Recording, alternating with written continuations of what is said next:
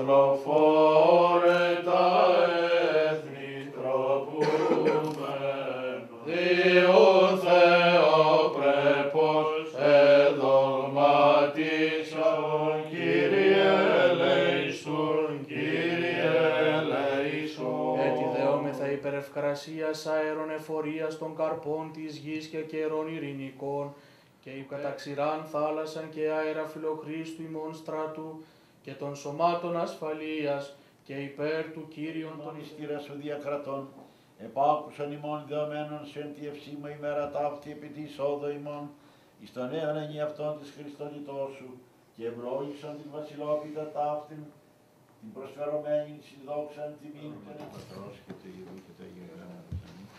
Στο όνομα του Πατρός και του Υιού και του Αγίου Γράμματος. Αμήν. Στο όνομα του Πατρός και του Υιού και του Αγίου Γράμματος. Αμήν. Είναι πολλά και ευλογημένα. Καλά. Και τώρα θα συνεχίσετε όπως κρίνετε.